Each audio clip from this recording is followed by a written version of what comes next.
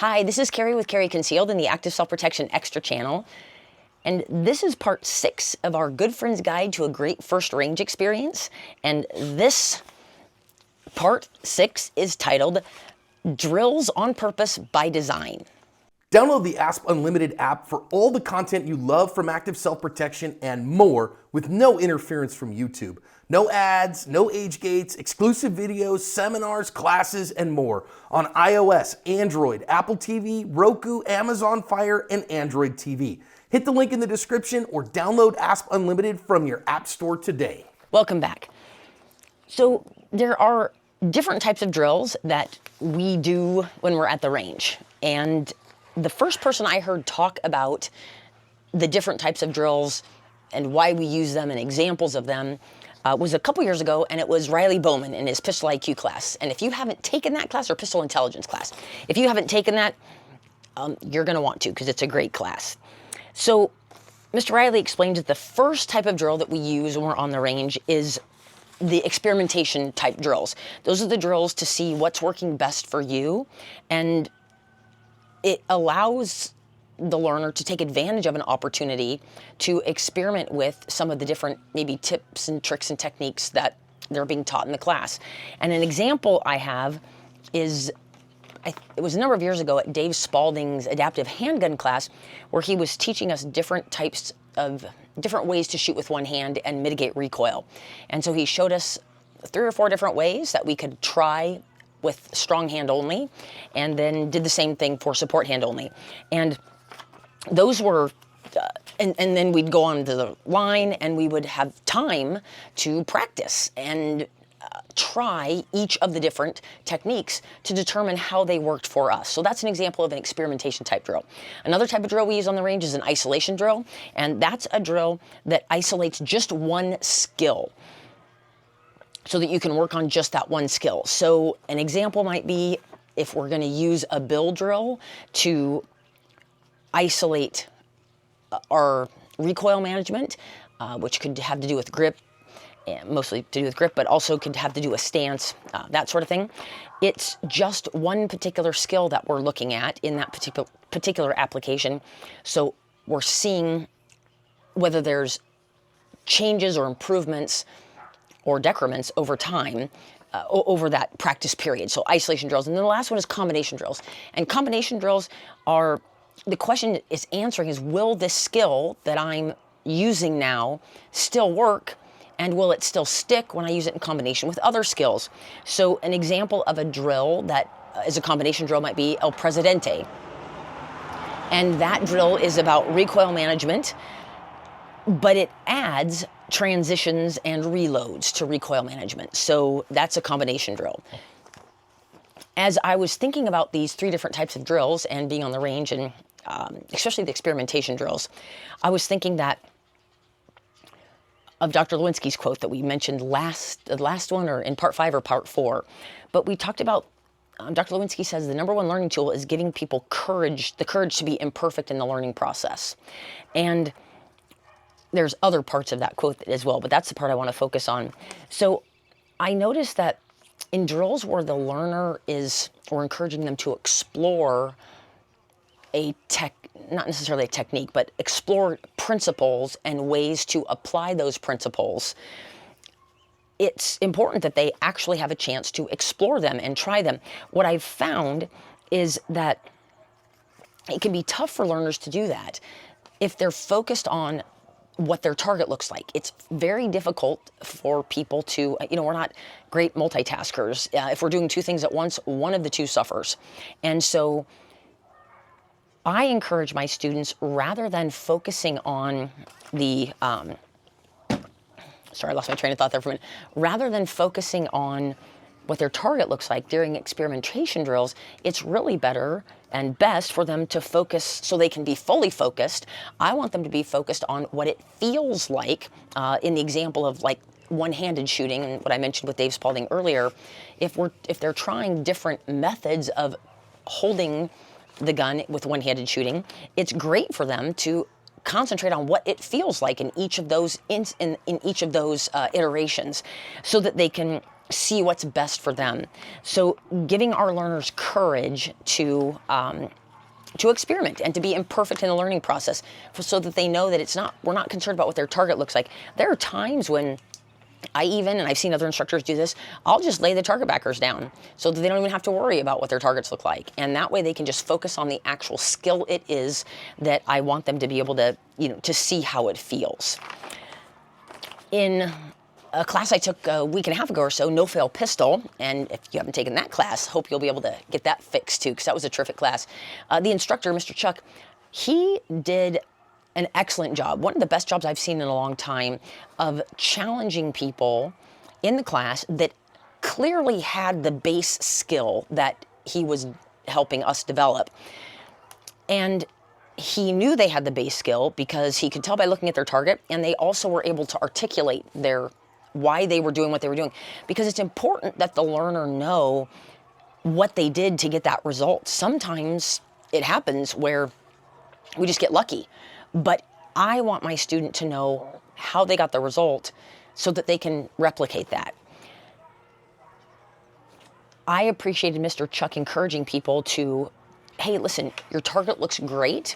Now let's do things a little bit sooner and see if the wheels come off. I used to be in that camp where I had a hard time, especially when I didn't understand the standards or the parameters of a drill, what was acceptable, especially regarding time.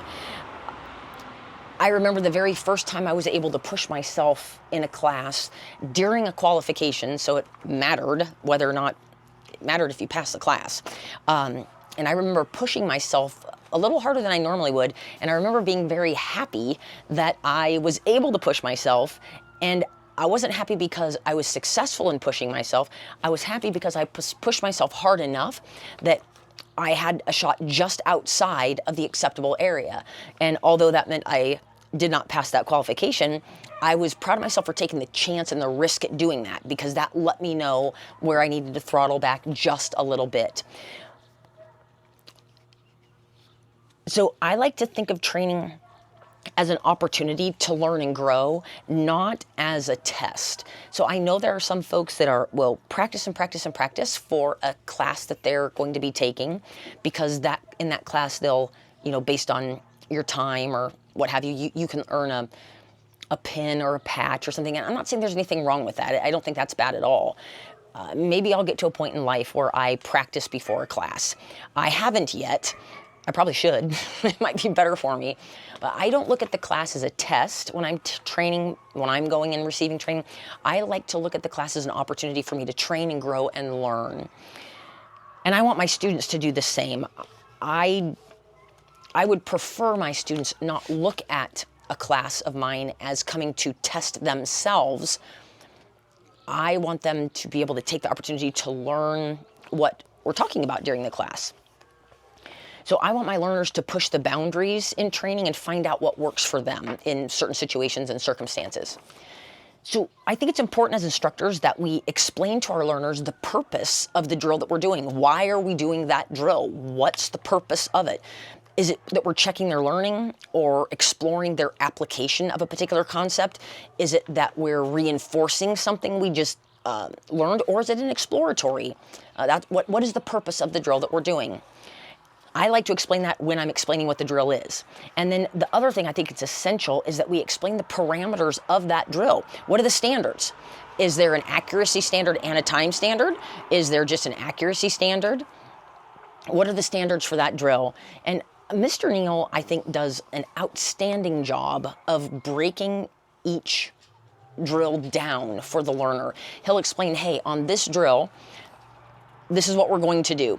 And the reason we're doing this drill is because, and then explains it. And it doesn't take a long time for him to do that. But then he'll say, all right, so drawing the gun and presenting to target should take this much time, or no more than this much time, or between this time and this time. And then the first, 3 shots should take about this. A split should be about this. And you add that all up, and that gives you the total time. Sometimes he'll even say, super hot shot shooters might be about here, and those that are still developing might be here. But for me, understanding what the time standards were was so helpful to me in just understanding how much I could push myself. And one of the things that I've realized as a trainer that I have to be careful of is sometimes my students will arbitrarily and without my knowledge change the accuracy standard I give them.